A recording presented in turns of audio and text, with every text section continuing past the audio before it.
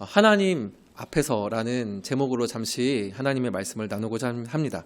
우리는 첫 예배부터 첫 예배가 아니죠. 두 번째 주 예배부터 사도행전 말씀을 계속 살펴보고 있습니다. 사도행전을 보통은 성령 행전이다라고 많은 사람들이 부릅니다. 그런데 성령님이 이 땅에 오신 이유는 무엇입니까?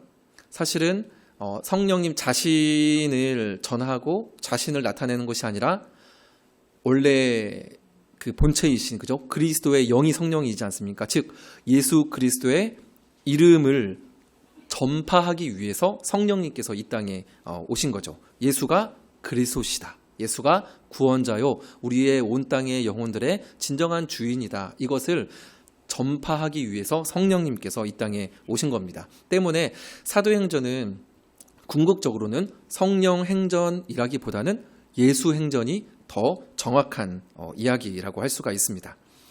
그런데 이 예수님의 이름이 누군가에게는 너무 기쁜 소식이고 복음이지만 또 누군가에게는 걸려 넘어지게 하는 돌이 되기도 합니다. 우리가 저번에 한번 살펴보지 않았었습니까? 때문에 이 복음, 예수의 이름이 전파될 때 누군가에게는 거쳐서 넘어지게 하는 돌이 예수님의 이름이라고 한다면 반드시 그 복음이 전파되는 현장에는 방해하는 세력들, 사단의 세력들이, 장애물들이 있을 수밖에 없는 게 너무나도 당연한 이치인 거죠. 어두움 속에 속했던 영혼들이, 사단에게 속했던 영혼들이 빛의 자녀로 옮겨지는 그 생명의 역사가 일어나는데 사단이 그것을 가만 두겠습니까? 결코 가만히 보고 둘 수가 없다라는 것이죠. 그래서 우리가 계속 살펴보았던 사도행전 1장과 2장에서도 있는 것처럼 나사렛 예수 그리스도의 이름이 사실은 모든 것을 뒤집어 엎는 이름이었잖아요. 그죠? 나사렛 사람들이 무시하는 지역의 이름 예수 거기 뭐 누구네 집 아들인데 하면서 그렇게 무시하고 그렇게 잘 알지 못했던 이름이었는데 그 나사렛 예수 그리스도의 이름이 하나님의 아들이고 그가 죽었다가 하나님께 다시 살리신 자다. 그가 그리스도다라고 말을 하니까 사람들이 갖고 있었던 인식 자체가 완전히 뒤바뀌어 버리는 그러한 일들이 일어난 거죠. 그래서 예수 그리스도의 이름은 사실은 누군가에게 복음이지만 누군가에게는 모든 자신의 삶 자체를 뒤집어 흔드는 이름이고 굉장히 쇼킹한 이름인 거죠. 삶의 체제와 믿고 있던 바를 완전히 다 전복시켜버리는 그러한 이름이 예수 그리스도의 이름입니다. 때문에 자신들이 만들어낸 어떠한 종교적인 그런 신념들이나 그런 것들을 중심으로 체제를 만들고 구축하고 거기에서 안정과 안위와 만족을 누리고 있던 많은 유대인들, 종교 지도자들이 자신들의 체제가 그 나사렛 예수 그리스도의 이름 그 한 사람의 이름 때문에 흔들리고 드러나고 발각되어지고 하니까 가만히 있을 리가 없는 겁니다. 그래서 이제 오늘 이제 본문이 사실은 그 장애물이 시작이 되어지는 그러한 본문인데 지난주에는 우리가 나면서부터 걷지 못하는 미문에 앉아있는 우리 거린에 대한 말씀을 나눠 보았습니다. 그가 나사렛 예수의 이름으로 벌떡 일어나서 성전으로 들어가면서 제자들과 함께 들어가면서 하나님을 찬양하는 일이 생기자 온 그 예루살렘 동네 자체가 완전히 야단이 났습니다. 이를 기점으로 예수의 이름이 계속 전파가 되어지고 성경에 보면 믿는 사람만 남자만 5,000명이 생겼다라고 기록을 합니다. 남자만. 우리가 남자만 5,000명이면 사실은 그 가족들도 함께 그 그리스도의 도를 받아들이기 확률이 굉장히 높겠죠. 그 당시에는 인구도 그렇게 많지 않았다고 합니다. 제가 그걸 어디서 들었었는데 명확하지 않아서 제가 말씀을 못 드리지만 많지 않았어요. 근데 그 인구 중에서 남자만 5,000명이다? 이거는 엄청난 일이 그 예루살렘에 사실은 생겨났다는 거죠. 그러니까 당시 유대인들 사회를 이렇게 중심을 잡고 있던, 장악을 하고 있던 종교 지도자들 입장에서는 이거는 보통 일이 아닌 거죠. 완전히 그 체제 자체를 전복하게 되는 정말 큰 쿠데타 중에서도 가장 큰 그런 일들이 일어난 거니까 그래서 이들이 베드로와 요한과 사도들을 잡아서 가두어 버립니다. 성경에 보면 가두어 버리게 되는데 그리고 나서 그 이튿날에 공회를 소집을 한 다음에 이 사람들이 어떻게 이들을 처리를 할까를 모여서 의논을 합니다. 그게 이제 오늘 우리가 읽은 16절, 17절, 18절인데요. 우리 여러분들께서 한번 좀 읽어주시면, 천천히 한번 읽어주시면 좋겠는데 16절, 17절, 18절 우리 세 절 말씀을 같이 한번 읽도록 하겠습니다. 시작. 이 사람들을 어떻게 해야 할까? 예루살렘에 사는 모든 사람에게 알려졌으니 우리도 부인할 수 없는지라. 이것이 민간에 더 퍼지지 못하게 그들을 위협하여 이후에는 이 이름으로 아무에게도 말하지 말게 하자 하고 그들을 불러 경고하여 도무지 예수의 이름으로 말하지 말고 가르치지도 말라 하니. 이들이 모여서 했던 그 방법이 무엇입니까? 위협하는 거였습니다. 그리고 경고하는 거죠. 구두로 경고하는 겁니다. 우리가 예수님의 이름을 의지하여서 성도로서 살아가고 또 예수님의 이름을 우리가 전하려고 할 때에 사실은 평안만 있으면 좋겠지만 잘 연결이 되어지면 얼마나 좋겠습니까? 그죠? 그런데 평안만 있는 것이 아닙니다. 대항하는 거친 파도 속에서 비로소 사실은 평안이 있는 겁니다. 고난이 있다면 그 이면에는 평안이 사실은 있는 거고 생각을 해보면은요. 나에게 평안이 있다면 또 사실은 어딘가에는 고난이 있는 겁니다. 고난은 항상 있을 수도 없고 평안이 항상 있을 수도 없는 겁니다. 항상 이 동전의 양면처럼 고난과 평안이 있는 거죠. 고난 속에서도 평안을 누릴 수 있는 사람이 또한 우리의 성도의 특징이 아닌가 싶습니다. 어쨌든 이 양면성이 우리의 삶 가운데에 계속 있는 거죠. 그런데 때로는 우리가 그렇게 예수의 이름을 붙들고 전하려고 살아가다 보면 그 저항이 거셀 때가 있습니다. 단지 마음에 내가 스크치를 입거나 깊은 상처를 입게 될 수도 있지만 그것을 넘어서서 우리 성도의 육신의 생명을 위협하고 심지어 육신의 생명을 빼앗는 일도 실제로 일어날 수도 있습니다. 우리가 아는 것처럼 이제 몇 장 지나면은 스데반 집사님이 나오지 않습니까? 스데반 집사님이 여러분 순교를 하지 않았습니까? 예수님 이름을 전하다가 돌에 맞아서 목숨을 잃었습니다. 저항하는 세력에게 말이죠.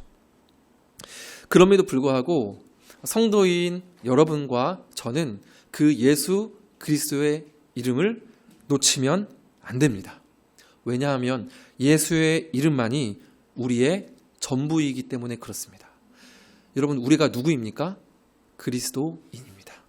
우리는 예수로 말미암아 생명을 얻었고 예수를 근거하여 예수의 힘을 입어서 살아가는 사람들입니다. 그러하기 때문에 예수의 이름이 우리의 전부입니다. 그래서 어떠한 위협이 있어도 그 예수의 이름을 여러분 놓치시면 안 됩니다. 물질의 많음도 우리의 자랑이 아닙니다. 건물의 화려함도 우리의 자랑이 되어서는 안 됩니다. 봉사와 선행도 우리의 전부가 되어서는 안 됩니다. 유명한 교회, 그 교회의 목사님이 누구다더라. 유명한 목사님, 그러한 것도 우리의 전부가 되어서는 안 됩니다. 오직 예수님의 이름만이 각 성도와 교회가 존재하는 유일한 근거요. 모든 사역의 방향이 되어야 할 줄 저는 믿습니다. 나의 욕심 때문에 나의 스스로 짓는 그러한 자범죄 때문에 고난 받는 것 말고 예수님의 이름 때문에 고난 받는 우리가 되기를 간절히 소망합니다. 그리스도의 흔적을 지닌 자들이 되기를 간절히 소망합니다. 네, 아멘 소리가 점점 줄어들죠. 네, 고난이 정말 우리의 예수를 믿는 그런 근거가 됩니다. 그리스도의 흔적을 내가 지니었노라. 바울이 그런 고백을 할 때 마음이 짜릿짜릿합니다. 나에게도 그 흔적이 있나? 잘 안 보이는데 그런 흔적이 있어야 우리가 진짜 내가 예수를 믿는 사람이구나. 그런 것도 우리가 발견을 할 수가 있죠. 그런데 우리가 이 고난을 참 맞이할 때 우리가 예수님을 계속 붙잡으면 사실은 계속 갈등과 고난이 없을 수가 없죠. 세상은 우리와 역행하니까요. 이제 연어가 그 거센 물살이 거슬러 올라가는 것처럼 우리도 계속 세상에 거슬러 올라가는 사람들이기 때문에 계속 스크래치가 날 수밖에 없습니다. 그렇다고 한다면 우리에게 필요한 것이 한 가지가 있는데 그것은 바로 담대함입니다. 공회에 세운 베드로에게 종교 지도자들이 물어봅니다. 너희들이 무슨 권세로 누구의 이름으로 이 일을 행하였느냐? 오늘 본문은 아니고 4장 7절인데 무슨 권세로 누구의 이름으로 네가 도대체 이 말을 하느냐라고 물어보죠. 그리고 나서 베드로가 또 1장 설교를 합니다. 또 막 너희들이 못 박은 예수를 하나님이 살리셨고 또 설교를 쫙 합니다. 그러니까 종교 지도자들이 다 듣지 않습니까? 듣고 나서 깜짝 놀랐을 겁니다. 그 이유가 무엇이냐면 첫 번째로는 먼저 설교의 내용 때문에 놀랐을 겁니다. 우리가 못 박은 예수를 하나님이 살리셨다고? 여호와가 살리셨다고? 그 내용에 깜짝 놀랐을 것이요. 두 번째로는 아무것도 몰랐을 것 같았던 베드로가 담대함으로 하나님의 말씀을 전했기 때문에 깜짝 놀랐을 겁니다. 우리 4장 13절 같이 한번 읽어볼까요? 시작. 그들이 베드로와 요한이 담대하게 말함을 보고 또 전에 예수와 함께 있던 줄도 알고 그들을 본래 학문 없는 범인으로, 학문이 없는 평범한 사람으로 알았기 때문에 이상히 여겼다는 겁니다. 놀랍게 여겼다라는 겁니다. 그래 보면 담대하게 말함을 보고 베드로 요한이 담대하게 말을 했는데 여기서 담대함이란 그 이제 헬라어는 제가 그냥 굳이 말씀을 드리면 파레시아라는 그러한 헬라어 단어를 사용을 합니다. 파레시아라는 단어를 사용하는데 이 뜻은 거침없이 확신 있게 전하는 그러한 마음의 태도를 말을 하는 것이 바로 이 담대함이라는 단어의 뜻입니다. 이 단어는 사도행전에만 총 12번이 나오고요. 그래서 중간중간에 이 담대함이라는 말이 계속 나옵니다. 담대하게 말씀을 전하노라, 담대하게 전하기를 기도를 부탁하노라, 이런 말들이 12번이 나오는데 사도행전 맨 마지막 절에도 이 단어를 사용을 해서 증거를 합니다. 우리 다음 페이지 한번 넘겨주시겠어요? 같이 한번 읽어보겠습니다. 시작. 하나님의 나라를 전파하며 주 예수 그리스도에 관한 모든 것을 담대하게 거침없이 가르치더라. 저기도 보죠. 아멘. 담대하게 거침없이 가르치더라. 제가 초등학교 저학년인 것 같습니다. 1학년? 2학년? 아니면 뭐 한 7세쯤 되었을 수도 있습니다. 길을 가다가 친구를 만났는데 이 친구가 촐랑거리면서 두발 자전거를 타고 제 앞에서 막 알짱알짱 거리는 겁니다. 저는 그때 세발 자전거를 타고 있었거든요. 그러니까 어찌나 촐랑대던지 제 어린 마음에 질투가 좀 났던 것 같습니다. 그래서 그 친구가 자전거에서 내리고 저도 자전거에서 내렸는데 그래서 제가 어떻게 했냐면 그 친구에게 성큼성큼 가서 다리 사이를 발로 차버렸습니다. 그 친구는 어떻게 됐을까요? 당연히 울었습니다. 그런데 제가 어떻게 그 친구의 거시기를 발로 차버릴 수 있었을까요? 예수의 담대함이 있었을까요? 제 뒤에 엄마가 있었기 때문입니다. 네, 사실은 그 친구 뒤에도 엄마가 있었거든요. 근데 무슨 생각에 제가 그 친구의 거시기를 발로 찼는지는 모르겠습니다. 여튼 저는 그때 지금도 장사하시지만 저는 생선 가게집 아들, 그 친구는 단무지집 아들이었거든요. 기억합니다. 꽤 친했어요. 집에 가면은 이제 다라이에다가 단무지가 막 가득 있었고 그 마당에 있던 게 아직도 기억이 나는데 이름도 기억이 납니다. 근데 이름은 말할 수 없습니다. 또 이제 프라이버시가 있기 때문에 이름을 말하지 않지만 어쨌든 저는 엄마가 있었기 때문에 엄마가 없었으면 그런 짓을 이제 하지 못했겠죠. 엄마가 있었기 때문에 약간 좀 성경의 맥락과는 안 맞지만 담대한 행동을 제가 할 수 있었던 겁니다. 이 말씀이 19절에 있는데요. 한번 좀 볼까요? 19절 제가 한번 읽어드리겠습니다. 베드로와 요한이 대답하여 이르되 누구 앞입니까? 하나님 앞에서. 그렇죠. 하나님 앞에서 너희의 말을 듣는 것이 하나님의 말씀을 듣는 것보다 옳은가 판단하라. 때문에 우리 성도가 담대할 수 있는 첫 번째 비결이 있다고 한다면 하나님 앞에서입니다. 신전의식입니다. 하나님 앞에 내가 있다라는 의식. 다른 말로 이제 코람데오라고 보통 말을 하기도 하죠. 수많은 종교 지도자들이 모여 있습니다. 모든 문중이 다 왔다라고 성경 기록이 되어 있거든요. 대제사장들과 서기관들과 모든 그 종교 지도자들. 거기 보면 무슨 가말리엘 문화 무슨 이름만 대면은 그 유명한 그 선생님 하는 그러한 문중들이 다 왔습니다. 근데 그렇게 수많은 종교자들이 다 와서 자신들을 정말로 죽일 것처럼 노려보는 그렇게 둘러싸고 있었지만 베드로와 요한은 그들 앞이 아니라 하나님 앞에 서 있었습니다. 사람들을 두려워했던 것이 아니라 사람의 영혼까지 다루시는 그 하나님을 경외했던 것이죠. 여러분, 사단이 가장 두려워하는 사람들, 피하고 싶은 사람들이 누구인지 아십니까? 세상이 보장하는 안전에 관심이 없는 사람들입니다. 세상이 주는 달콤함과 안전한 그 체제에 관심이 없는 사람들을 사단은 두려워합니다. 그들은 많은 교인과 많은 교회들을 두려워하지 않습니다. 그들이 제시하는 안정을 거부하는 자들을 사단은 두려워합니다. 예수님께서 로마 병사들에게 붙잡히셔서 빌라도 앞에 서게 되지 않으십니까? 그런데 빌라도 앞에 섰을 때에 예수님이 잘 대답을 안 하세요. 그죠? 이렇게 뭐 네가 뭐 누구냐 뭐 이렇게 물어보는데 예수님이 잘 대답을 하지 않으십니다. 그러니까 이 빌라도가 좀 화가 났나 봅니다. 그래서 요한복음 19장 10절에 이렇게 말을 합니다. 빌라도가 이르되 내게 말하지 아니하느냐 내가 너를 놓을 권한도 있고 십자가에 못 박을 권한도 있는 줄 알지 못하느냐? 그러니까 나에게 좀 대답 좀 해라 라고 이제 화를 내면 조금 부하가 치밀었나 보죠. 화를 내면서 이제 말을 하는 겁니다. 이에 예수님께서 말씀을 하십니다. 예수께서 대답하시되 위에서 주지 아니하셨더라면 나를 해할 권한이 없었으리니 그러므로 나를 너에게 넘겨준 자의 죄는 더 크다 하시니라. 무슨 말입니까? 빌라도, 나에게는 당신보다 더 높으신 분이 계십니다.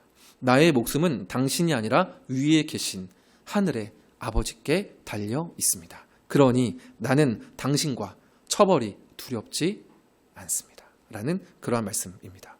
하나님 앞에서라는 신전 의식이 있을 때에 주어지는 것이 있다고 한다면 분별력입니다. 내가 하나님 앞에 있다는 인식, 내가 기댈 수 있는, 붙들 수 있는, 의지할 수 있는 말씀이 있으면 위협과 어려움 속에서도 물론 떨리긴 합니다. 떨립니다. 막 가슴도 떨리기도 하고 몸이 때로는 떨리기도 하고 식은땀이 나기도 하죠. 그러나 곧 붙들 것이 있는 사람은 곧 이내 평정심을 유지할 수 있게 됩니다. 평정심이 유지되면 객관적으로 내 자신을 상황들을 볼 수 있는 눈이 생기고 그럴 때 비로소 분별력이 생기게 됩니다. 분별력은 굉장히 중요하죠. 분별이 곧 판단이고 내 삶의 결정이기 때문에 그렇습니다. 우리의 삶은 판단과 결정의 연속이죠. 작아 보이긴 하지만 이 자리에 있는 저와 여러분들의 지금의 모습, 지금의 삶은 작은 생각들, 판단들, 결정들이 점이 되어서 지금의 나의 사실 모습이 되지 않았습니까? 4장 19절을 다시 한번 보면 베드로와 요한이 대답하여 이르되 하나님 앞에서 너희의 말을 듣는 것이 하나님 말씀을 듣는 것보다 옳은가 판단하라. 하나님 앞에서 객관적으로 자신을 판단하고 그 상황을 판단을 했다는 말이죠. 종교 지도자들의 위협이 코 앞에 있었지만 베드로와 요한은 하나님 앞에서 판단을 했습니다. 당장 어떤 판정이 내려질지 알지 모르는 공예보다 훗날 하늘 아버지께서 내릴 그 하늘의 판정에 더 비중을 두었기 때문에 고백할 수 있는 말이었습니다. 우리에게 주신 기도로 하나님을 본다는 것, 성경으로 하나님의 말씀을 듣는다는 것은 옳은 판단을 위해 나를 객관화시키는 작업이라고 할 수가 있습니다. 우리가 축구 자주 보시지 않습니까? 개인적으로 축구도 좋아하고 축구를 방송을 보는 것도 좋아합니다. 그런데 TV로 축구 경기를 보거나 이제 경기장 가서 축구를 보면 많은 사람들이 막 이렇게 외치죠. 아, 옆에, 아유, 막 하면서 엄청 이제 막 훈수를 많이 두지 않습니까? 한 번은 2007년도인가 아마 그럴 건데 베이징 올림픽에 이제 축구 종목이 있었었는데 그때 이제 우즈베키스탄과 최종 예선전에서 0대 0으로 비깁니다. 사실 우즈벡이 약체인데 비기게 됩니다. 그러니까 인터넷에 수많은 선수들을 향한 비난의 글들이 막 이제 올라옵니다. 그런데 그때 이제 기성용 선수 알죠? 기성용 선수가 자신이 그때 이제 싸이월드를 그분이 했었었는데 싸이월드 그 대문 글에 뭐라고 글을 이렇게 적었는지 아십니까? 아마 좀 젊으신 분들은 아마 아실 건데 모르시나요? 답답하면 니들이 뛰던지 그렇게 싸이월드 글에다가 이제 이렇게 올려놨습니다. 그래서 요즘도 종종 인터넷에 답답하면 니들이 뛰던지 댓글이 종종 이렇게 회자가 됩니다.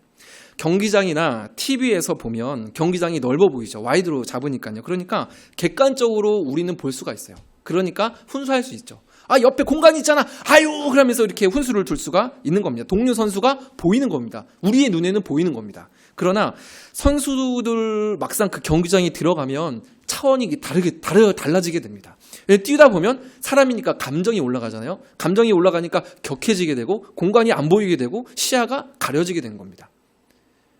거기다가 뛰다 보면 또 체력이 없어지잖아요. 체력이 고갈이 되면 그러면 또 시야가 가려져요. 안 보여요. 옆에 있는 사람이 막 해도 어쨌든 소리도 안 들을 때가 있습니다. 근데 그렇게 되니까 참 쉽지가 않죠. 그래서 사실 축구도 멘탈 싸움이라고 이제 많이들 말을 합니다. 제가 새벽 기도를 하면서 이제 2주가 지났는데 크게 뭐 힘들거나 어렵지 않습니다. 생각보다. 그래서 너무 이제 감사한데 계속 기도했거든요. 하나님 체력적으로 내가 이길 수 있도록 도와주세요. 기도 부탁도 하고 했는데 크게 힘들지가 않습니다. 6시라 그런지 어쨌든 크게 힘들지가 않은데 근데 새벽 예배를 하면서 얻은 여러 가지 유익들이 있습니다. 근데 그 유익 중 하나가 있다고 한다는 게 무엇이냐면 바로 설교 준비에 제가 유익을 많이 얻습니다. 새벽 기도 때문에. 설교 준비를 하다 보면 제가 깊이 몰입을 해야 되거든요. 반드시 몰입은 필요한 단계입니다. 그래서 묵상하고 그 말씀이 주는 의미를 묵상하면서 막 이미지로 그리고 영화처럼 막 상상을 해보면서 깊이 그 본문을 몰입을 합니다. 근데 그렇게 해서 어떤 거기서 얻어지는 것들을 또 이렇게 준비를 하고 정리를 하게 되면 그 다음 단계로 무엇을 해야 되냐면 그 몰입했던 단계에서 나를 객관화시켜서 바라보는 그 작업이 선행되어야 됩니다. 객관적으로 제가 준비했던 것들을 다시 한번 보고 그래서 준비한 내용들을 다시 한번 구성을 하는 거죠. 연결을 시키는 겁니다. 그래야 비로소 설교 준비가 계속 진행이 될 수가 있습니다. 그런데 저에게는 이렇게 제 자신을 몰입에서 빠져나오는 그 단계가 무엇이냐면 기도입니다. 기도할 때 제 자신을 객관화시키는 그 일들이 이루어지게 됩니다. 제 생각에 제 고민에 맞추어져 있던 시선을 돌려서 기도로 하나님께 초점을 맞추다 보면은 참 신기하게도 제가 몰입해서 준비했던 것들이 짝을 이룹니다. 연결이 되어지고 이게 일로 가면 되겠구나. 이게 이래서 이렇구나 하고 연결이 되어집니다. 그래서 이렇게 기도할 때에 막 이렇게 하나님 앞에 막 기도하다 보면은 머릿속에서 그냥 그게 이렇게 이거는 정말 신기한 것 같아요. 이렇게 연결이 됩니다. 몰입에서 빠져나오게 되니까 연결이 됩니다. 그럼 기도하다가 또 까먹으니까 시간이 지나면 그때 핸드폰을 꺼내서 다시 카톡을 열어서 거기다가 제가 이게 연결된 거를 또 막 타이핑을 해가지고 메모를 해둡니다. 그리고 또 막 기도하다가 또 막 뭐가 이렇게 번뜩하고 생각이 나면 또 핸드폰을 꺼내서 또 메모를 하기도 하고 그렇게 합니다. 우리가 이따금 여행 정리하기 위해서 여행을 떠난다고 하잖아요. 이것도 마찬가지죠. 나를 객관화시키는 작업이 여행이라고 볼 수도 있는 겁니다. 우리는 삶의 분주함 속에서 때로는 감정과 나의 어떤 상황에 매몰된 채 판단을 하게 되는 그러한 경우들을 많이 맞닥뜨리게 됩니다. 그래서 자칫 객관화에 우리가 실패하게 되면 그릇된 분별력으로 판단 미스할 확률이 높아지게 되죠. 감정 가운데 내가 휘둘린 상태에서 어떤 결정을 내리게 됐을 때 나중에 후회하셨던 경험들이 아마 한두 번씩은 있지 않을까 싶습니다. 그러나 우리가 내 마음의 시선을 나로부터 빠져나와서 하나님께 그 시선을 두면 객관적으로 내 자신과 상황들을 바라볼 수 있게 되고 오늘 본문처럼 하나님 앞에서 무엇이 옳은가 담대히 판단함으로 행동할 수 있게 된다라는 사실입니다. 기억하시기 바랍니다. 하나님 앞에서라는 그 인식이 우리를 담대하게 합니다. 자, 그럼 두 번째로 담대한 비결이 있다고 한다면 보고 들은 것이 있을 때 우리는 담대할 수 있습니다. 4장 20절입니다. 우리는 보고 들은 것을 말하지 아니할 수 없다 하니. 보고 들은 것이 이 사도들에게는 너무나도 분명했던 겁니다. 첫 번째와 어떻게 보면 맥락에 이제 이어지는 부분이라고 볼 수도 있는데 사도들은 보고 들은 것이 있었기 때문에 말을 할 수밖에 없었고 그러니까 담대할 수밖에 없었죠. 근데 참 재미있는 거는 이 본문 오늘 본문으로 또 함께 보시면 사도들은 담대하지만 그 종교 지도자들은 담대하지 못합니다. 백성들을 두려워하여서 그 제자들을 그냥 구두로 위협할 수밖에 있는 게 없어요. 그들은 어디에 자신들의 근거를 둡니까? 자신들이 만들어낸 규칙들, 규범들, 율법들, 자신들의 과거의 열심의 근거를 두었기 때문에 그 근거들은 사람들 앞에서 판단이 되기 때문에 사람들을 두려워했던 거죠. 그러나 사도들은 사람들에게 그 자신에게 근거를 둔 것이 아니라 하나님께 두었기 때문에 하나님께서 보여주신 것이 있었기 때문에 담대할 수밖에 없었던 겁니다. 자, 그러면 보고 들은 것을 말하지 아니할 수밖에 없다 하니라고 했는데 그들이 보고 들은 것은 무엇이었습니까? 가깝게는 나사렛 예수 이름 안에서 뛰어다니는 그 거린의 모습이었을 것이고 그 직전에는 오순절 성령 강림의 역사였을 겁니다. 이 역사도 눈으로 보고 듣는 역사였죠. 불이 입의 혀처럼 갈라지는 것을 성도들은 제자들은 보았고 또 바람 소리처럼 역사하는 그 성령의 역사를 귀로 들었습니다. 그리고 그 즉시 방언으로 말을 하는 그런 놀라운 역사도 귀로 들었던 거죠. 자, 그러면 그 오순절 강림 사건 이전에는 어떠한 것을 듣고 보았을까요?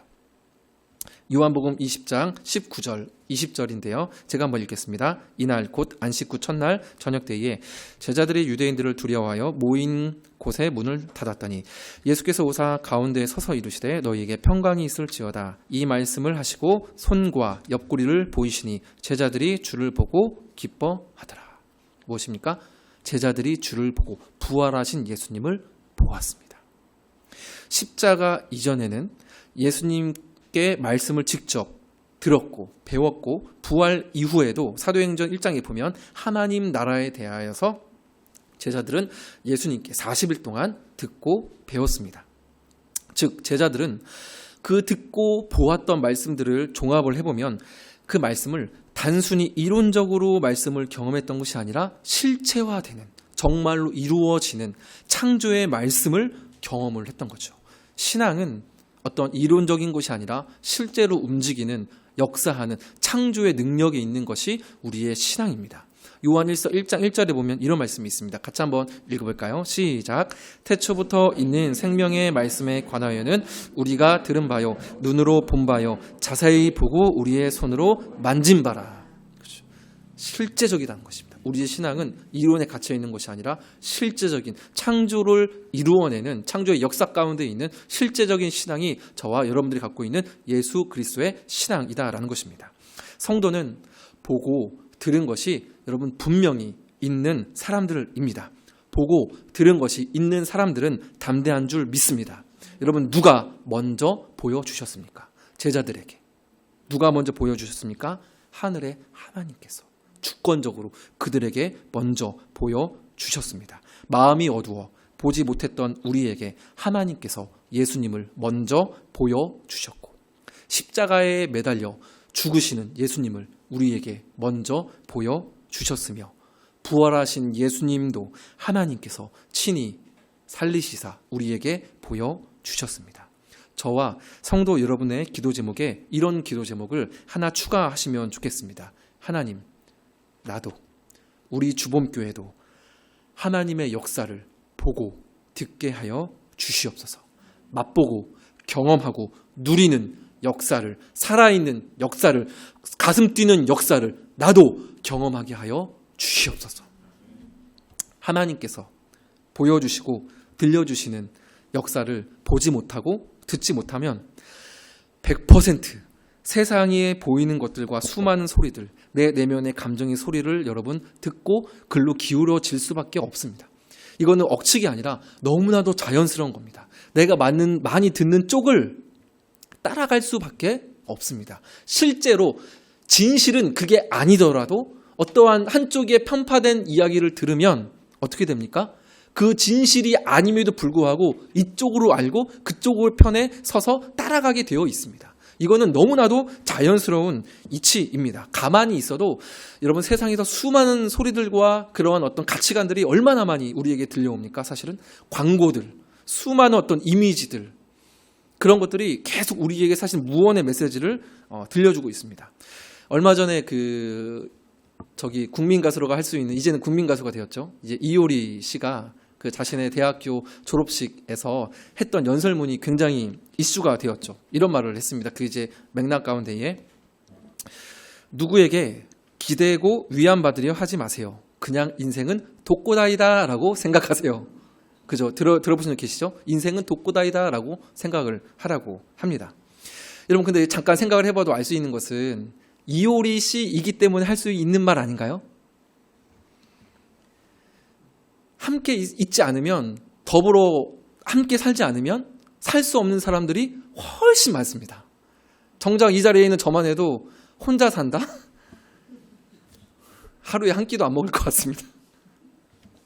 그리고 본인도 독고다이가 아니에요. 핑클, 그룹이잖아요. 아이돌. 약속해줘. 그룹으로 존재해 있잖아요. 그리고 혼자 있습니까? 유재석 씨랑 친하잖아요. 다 압니다. 근데 인생은 독고다이라고 합니다. 물론 그 어떠한 의미는 이제 압니다. 이게 자신을 이게 용기를 가지고 나아가라, 이러한 의미가 깔려 있는 거긴 하지만, 사실은 또 젊은 세대들이 인생은 독고다이다, 그래, 믿을 사람이 아무도 없어 하면서 막 이렇게 또 하게 되지 않습니까? 그런데 어쨌든 그 사람들, 그 유명한 연예인 말 한마디에 이제 막 많은 사람들이 술렁술렁 이게 되죠. 여러분, 멋진 말이다 싶어서, 있어 보인다 하여서 쉽게 휩쓸리시면 안 됩니다.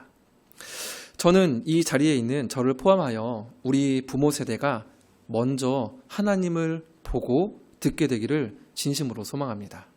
제가 먼저, 이 자리에 있는 우리 사랑하는 집사님들이 먼저, 우리 성도님들이 먼저 하나님을 맛보게 되었으면 좋겠습니다. 금요 기도회를 이름을 조금 바꾸었습니다. 금요 성서 기도회로 이름을 좀 수정을 했습니다. 약 20분에서 30분 정도 말씀을 같이 읽고 같이 생각하고, 또 지난주에는 그때마다 조금씩 변화를 주고 있는데, 지난주에는 이렇게 3명씩 짝을 지어서 이렇게 말씀 읽고 생각했던 것들을 이렇게 나누었습니다. 제가 분명 10분입니다 하고 묵상 시간을 드렸는데 끝날 기미가 안 보여서 20분이 이제 진행이 되었었습니다. 근데 그렇게 같이 고민을 하고 내 생각을 나누고 하면서 어떠한 일이 벌어지게 되냐면, 똑같은 일이 또 벌어지는 거죠. 그렇게 몰입된 거에서 다시 한번 객관적으로 그 말씀을 보고 내가 생각했던 걸 비춰볼 수 있는 그러한 작용들이 그 나눔 가운데 이루어지게 됩니다. 그렇게 되니까 그 말씀이 조금 더 입체적으로 제 마음 가운데에 다가오게 되는 거예요. 그렇게 되면 어떤 일이 일어나냐면 그 직후에 기도를 하게 되잖아요. 그래서 지난주 금요일에도 제가 기도회를 할 때에 계속 그때 나누었던 내용들을 가지고 예수의 이름을 붙들고 계속 그 말씀을 의지해서 끝까지 기도를 하게 되더라고요. 물론 제가 이렇게 이 자리에 서서 사역자를 통하여서 일방적으로 말씀을 듣는 그러한 설교의 어떠한 주일 예배의 형태도 필요하지만, 하나님 앞에서 여러분들께서 나 스스로 단독자로 서서 하나님의 말씀을 읽고 듣고 묵상하고, 하나님 이것이 무슨 뜻입니까? 나에게 주신 오늘 이 말씀을 주셨는데 이것을 내가 어떻게 적용을 해야 될까요? 라고 질문하고 고민하는 이 작업들이 여러분 반드시 필요하다라는 그러한 사실을 여러분 인지하셨으면 좋겠습니다. 갈수록 신학교에 지원자들이 많이 없어진다는 소식 많이 들으셨죠. 제가 이제 졸업한 총신대학교 신학대학원만 겨우 미달을 딱 채우고 나머지는 거의 다 미달입니다. 아마 몇 년 뒤면은 총신대학교 신학대학원도 미달이 될 수 있습니다. 그래서 교회마다 부교역자들을 뽑는 것이 굉장히 어렵다라고 많이 담임 목사님들께서 그렇게 말씀을 하십니다. 그러면 앞으로는 어떻게 될지 모릅니다. 정말로 사역자들이 없어질 수도 있고, 사역자들이 없으면 신학교 자체가 존립이 어려울 수도 있게 됩니다. 그렇게 되면 예를 들어서 주봉교회가 부흥 성장을 한다고 하면 부교역자들을 모시기가 어렵게 될 수도 있습니다. 그렇게 되면 여러분, 누가 중등부 고등부에서 말씀을 전해야 될까요? 여러분들입니다. 제가 분신사발을 할 수가 없잖아요. 여기 가서 설교, 저기 가서 할 수가 없습니다. 여러분들께서 말씀을 전해주셔야 할 날이 얼마든지 여러분 올 수도 있다라는 것입니다. 여러분, 보고 들은 것을 말하지 않을 수 없다. 담대히 말을 한 사도들의 결론을 한번 볼까요? 21절인데요. 우리 같이 한번 읽어봤으면 좋겠습니다. 시작. 관리들이 백성들 때문에 그들을 어떻게 처벌할지 방법을 찾지 못하고 다시 위협하여 놓아주었으니 이는 모든 사람이 그 된 일을 보고 하나님께 영광을 돌림이라. 아멘. 마지막에 그 된 일을 무엇입니까? 보았다. 그들의 담대한 모습을 사람들이, 동료들이 보고 하나님께 영광을 돌림이라 라고 또 마무리를 합니다. 말씀을 정리하고자 합니다. 하나님께서 먼저 저와 여러분에게, 우리에게 보여주시고 들려주시는 하나님의 역사가 있기를 소망합니다. 여러분도 여러분 기도하십시오. 하나님, 나에게도 보여주시는 하나님의 역사가 있게 하여 주시옵소서. 그냥 내 생각에만 갇혀있는 신앙이 아니라 실질적으로 내가 맛보고 누리는 신앙이 엄마, 아빠의 신앙이야. 이게 나의 신앙이야. 라고 고백할 수 있는 간구가 여러분에게 회복되기를 간절히 소망합니다. 우리 또한 하나님 앞에서 하나님의 음성을 그 어떤 소리보다 크게 듣고 그 어떤 대상보다 크게 봄으로 말미암아 결단하는 은혜가 있었으면 좋겠습니다. 그 결단 가운데 주시는 담대함으로 세상이 주는 안정적인 체제와 타협하지 아니하고 무엇이 옳은가 하나님 앞에서 분별하는 은혜와 결단이 저와 여러분 모두에게 있기를 주님의 이름으로 간절히 소망합니다.